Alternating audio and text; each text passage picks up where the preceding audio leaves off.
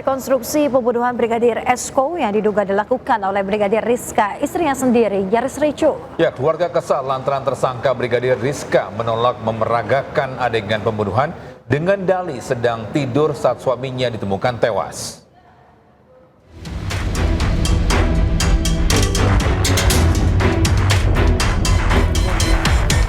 Ratusan warga ikut menyaksikan saat tersangka Brigadir Rizka melakukan rekonstruksi pembunuhan terhadap Brigadir Esko suaminya.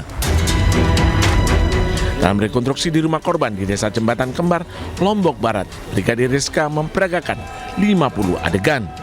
Rekonstruksi juga dilakukan di sejumlah titik. Setiap adegan diperagakan mulai dari interaksi terakhir korban dengan istrinya. Namun pelaku menolak melakukan adegan pembunuhan lantaran berdalih sedang tidur saat suaminya ditemukan tewas tergantung di pohon di belakang rumah. Polisi juga menghadirkan 7 saksi, namun polisi belum bersedia mengungkap motif pembunuhan. Ada 2 versi Pak berarti? Oh enggak, tetap kami gabungkan kok. Tetap digabungkan. Gitu ya. Tadi tersangka dihadirkan Pak ya? Betul sekali. Bersama saksi yang lain. Tadi tersangka lebih dari 1 tersangkanya. Sementara masih 1.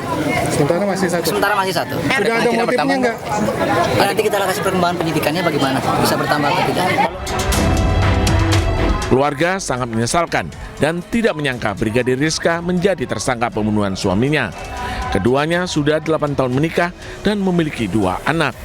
Keluarga berharap pelaku diganjar hukuman berat. Dari Lombok Barat, NTB, Muzakir, iNews melaporkan. Pemirsa, Kapolri Jenderal Polisi Listio Sigit Prabowo bertemu dan berdialog dengan koalisi masyarakat sipil.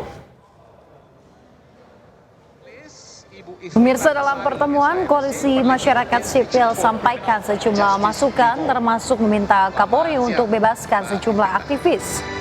Salah satunya Del Pedro Maharain yang ditahan pihak Polda Metro Jaya terkait demo akhir Agustus 2025 lalu.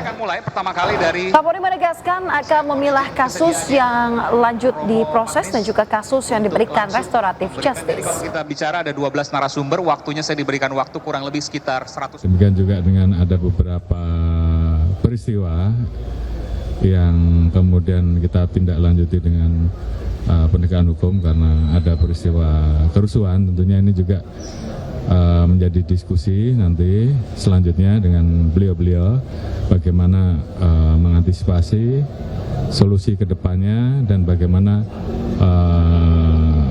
kita harus melakukan pemilahan mana yang bisa diproses, mana yang kemudian kita berikan restoratif, dan mana yang kemudian ke depan harus kita lebih edukasi, baik dari sisi Polri.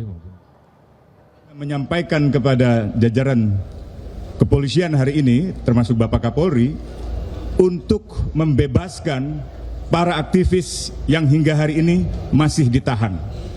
Mulai dari Del Pedro Maharain, Sahdan Hussein, Harij, sampai dengan Muhammad Fahrur Rozi yang baru ditangkap kemarin dan ditahan oleh pihak kepolisian di daerah istimewa Yogyakarta dan diinterogasi oleh Polda Jawa Timur.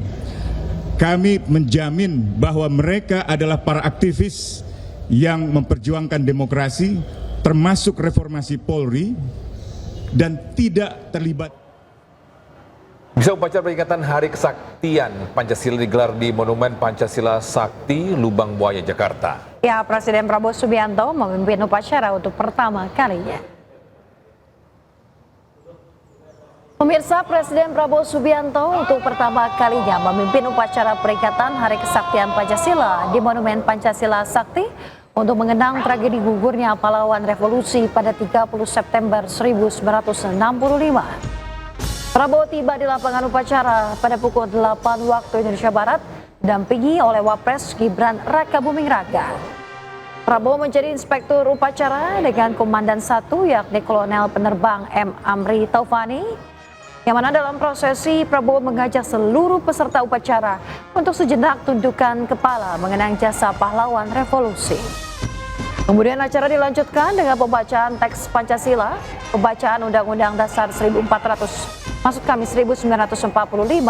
dan ikrar kesetiaan kepada Pancasila. Usai prosesi, Prabowo bersama Gibran kemudian meninjau kawasan Monumen Pancasila Sakti. Hormat saudara! Pemirsa, juara dunia MotoGP 2025 Marc Marquez bertemu Presiden Prabowo Subianto di Istana Kepresidenan Jakarta pada Selasa sore. Ya, Marc ini selanjutnya akan mengaspal di GP Mandalika yang menjadi penampilan perdananya setelah menjadi juara MotoGP 2025.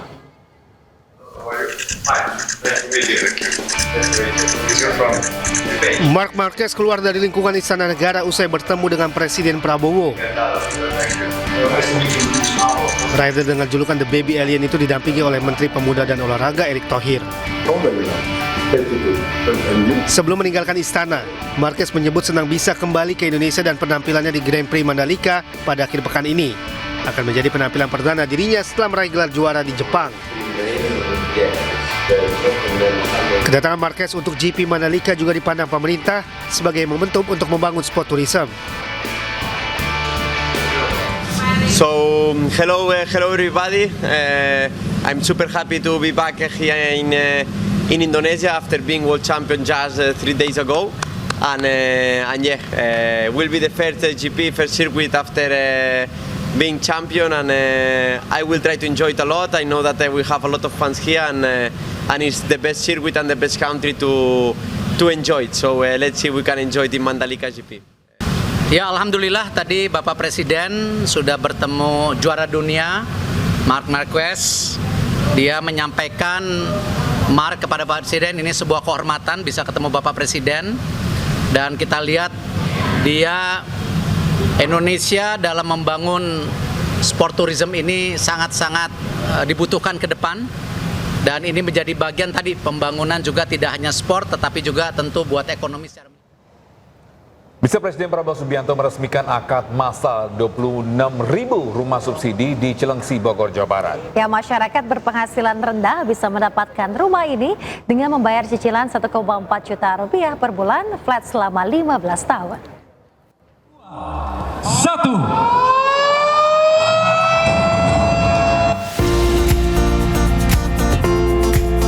Presiden Prabowo Subianto secara simbolis meresmikan akad massal dan penyerahan kunci 26.000 rumah subsidi melalui program kredit kepemilikan rumah sejahtera fasilitas likuiditas pembiayaan perumahan kepada 10 penerima manfaat dari berbagai profesi mulai dari guru hingga ojek online.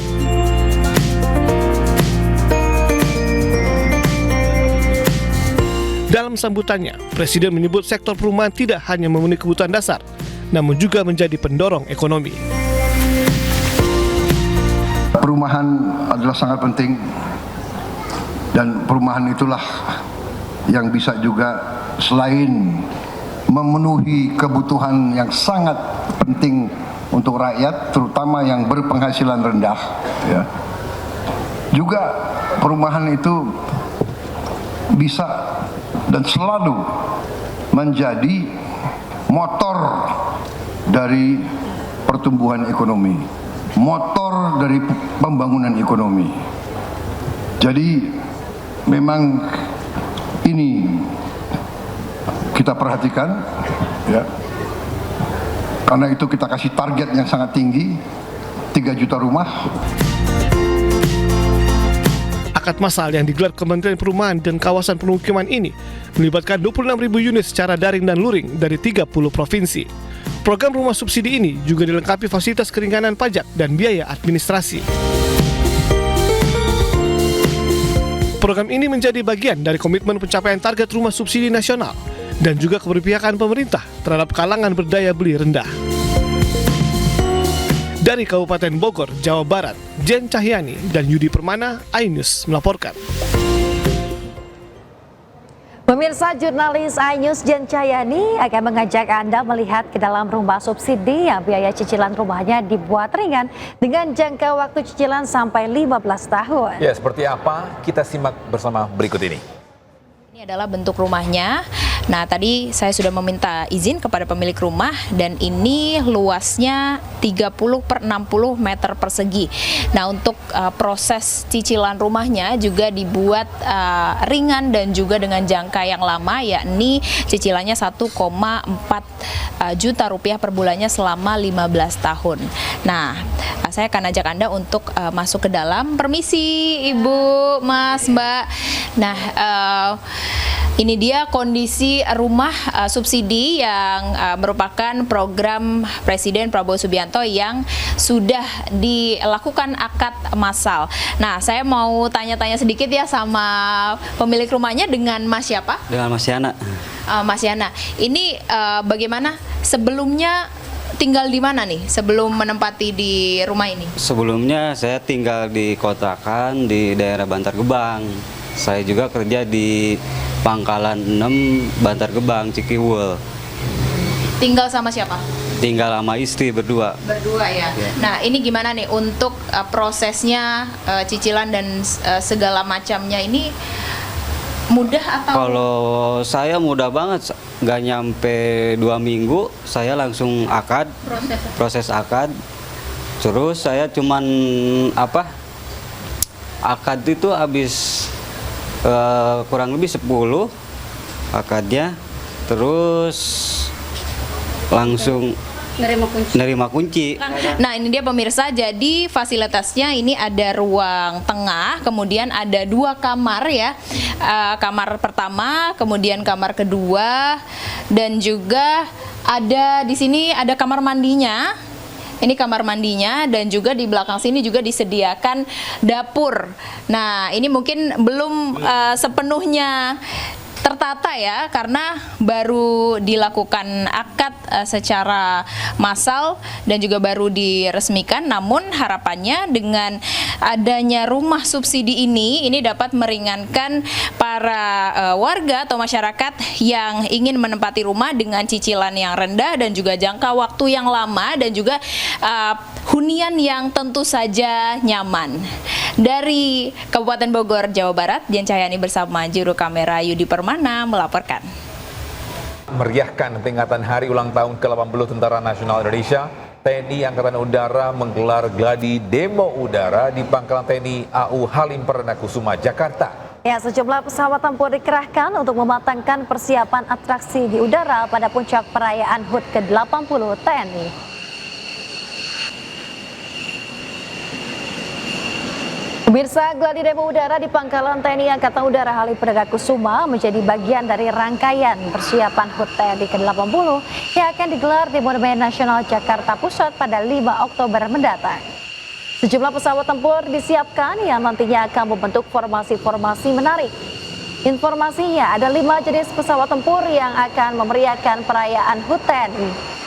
Di antaranya adalah pesawat tempur F-16 Fighting Falcon, Sukhoi Su-27, Sukhoi Su-30, dan Hawk 100/200.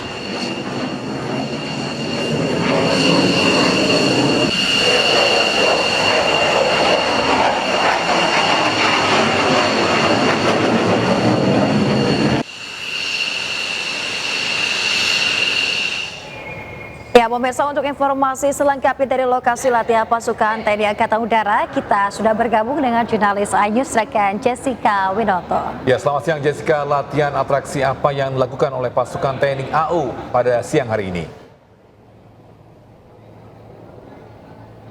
Ya, selamat siang Togi, Yasmin, dan juga pemirsa. Untuk saat ini kondisi terkini di Pangkalan TNI Angkatan Udara Halim Perdana Kusuma memang saat ini sedang berlangsungnya gladi atau latihan demo udara, yang mana ini menjadi merupakan bagian dari rangkaian persiapan perayaan HUT TNI yang ke-80 yang nantinya akan digelar di Monumen Nasional Jakarta Pusat pada 5 Oktober mendatang. Dan untuk mengetahui bagaimana persiapan saat ini, kita sudah bersama dengan salah satu mayor penerbang dari pesawat Sukhoi. Halo Bapak, namanya siapa? Nama saya Mayor Penerbang Finandika dari Skadron Udara 11. Oke, baik Mayor Finandika, kita mau bertanya untuk dari persiapan untuk perayaan HUT TNI ke-80 ini bagaimana sih Pak? Khususnya untuk Bapak kan sebagai penerbang di pesawat Sukhoi ini gimana Pak? Baik, dalam rangka memeriahkan Hari Ulang Tahun TNI ke-80, kami dari Skadron Udara 11 yang dimana kami mengawaki pesawat Sukhoi 2730. Kami sudah melaksanakan persiapan kurang lebih dari 3 minggu sebelum hari ini. Jadi kami mempersiapkan untuk pelaksanaan flypass dan juga kami nanti akan berperan sebagai high speed pass. Pak, untuk manuver yang dipersiapkan ada nggak sih Pak untuk perayaan HUT TNI ke-80 ini? Untuk manuver sendiri, kami dari unsur Sukhoi terlibat 2 peran. Pertama, kami akan melaksanakan mass passing, high speed pass bersama-sama dengan total 6 pesawat. Kemudian pada saat terakhir penutupan, kami juga akan melaksanakan high speed pass di mana kita akan melewati di sekitar area acara Monas dengan kecepatan tinggi dan suara yang gemuruh. Oke, baik Pak. Pak, ini mengingat kita ini pastikan menjadi suatu kebanggaan bagi TNI untuk merayakan ulang tahunnya yang ke-80. Harapan ke depannya atau pada saat nanti perayaan HUT TNI ke-80 ini gimana Pak? Tentunya harapan kami sebagai seorang prajurit ke depan, Tentara Nasional Indonesia bisa menjadi lebih prima dan juga kami khususnya TNI Angkatan Udara dapat menjadi lebih adaptif, modern, unggul, profesional dan humanis. Demikian. Oke, baik. Terima kasih banyak Mayor Finandika atas waktunya, informasinya. Selamat bertugas kembali. Terima kasih. Baik, Togi, Yasmin dan juga pemirsa, memang berikut adalah penjelasan bagaimana persiapan yang sudah dipersiapkan oleh salah satu penerbang di pesawat Sukhoi yaitu Mayor Finandika, yang mana bahwa memang tadi informasinya bahwa sudah 3 minggu sebelum dari hari ini sudah melakukan persiapan diri untuk melakukan manuver-manuver yang akan ditampilkan nantinya pada 5 Oktober mendatang. Tentunya dari selain dari pesawat Sukhoi pun ini sudah ada pesawat-pesawat lainnya, yaitu ada F-16, lalu juga ada T-50I, Golden Eagle, dan lain sebagainya. Sehingga kami akan terus memantau bagaimana perkembangan situasinya di sini. Kami akan terus kabarkan ke Anda. Kembali ke studio. Terima kasih rekan Jessica Winoto melaporkan langsung dari Ladut Halim Perdana Kusuma, Jakarta. Selamat bertugas kembali. Ada kembali di Ayu Sudah, pemirsa. Serangan brutal terus dilancarkan oleh pasukan Zionis Israel secara intensif dalam misi invasi skala penuh dan pendudukan kota Gaza. Ya, Israel menghancurkan gedung-gedung pencakar langit di kota Gaza, namun warga Gaza mengaku tidak akan pernah meninggalkan tanah Gaza.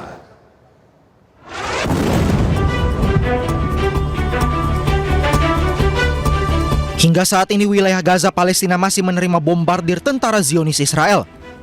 Gedung pencakar langit di Gaza dilululantakkan militer Israel. Bahkan tak segan-segan kawasan permukiman pun menjadi sasaran penyerangan rudal. Menurut mantan Kepala Staf Umum Angkatan Bersenjata Israel, sedikitnya 200.000 warga Palestina di jalur Gaza tewas atau luka-luka karena serangan militer Israel. Israel menegaskan operasi militer Israel di jalur Gaza tidak sekalipun dihalangi oleh nasihat hukum. Namun pejuang kemerdekaan Palestina tidak hanya berdiam diri. Beberapa di antaranya melawan dengan meluncurkan mortir dengan sasaran kendaraan militer tentara Israel. Data sementara dari Kementerian Kesehatan Gaza mencatat sebanyak 64.718 orang tewas dan 163.589 orang luka-luka akibat serangan di Gaza sejak 7 Oktober 2023.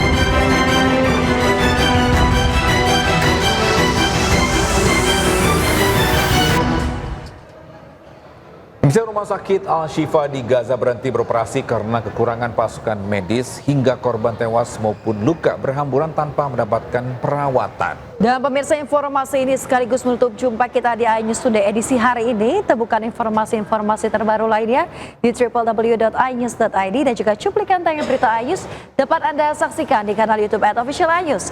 Setelah ini pemirsa, Anda bisa langsung menyaksikan program iNews Siang bersama rekan kami Reza Sirega dan juga Fazilah Kaironisa.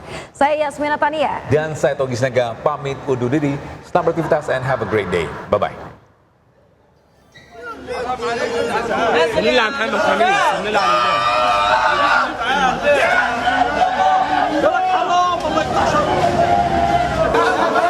Jenazah 5 warga Palestina dan sejumlah besar korban luka dibawa ke kompleks medis Al-Shifa di kota Gaza pada hari Sabtu di tengah operasi militer Israel yang terus berlanjut.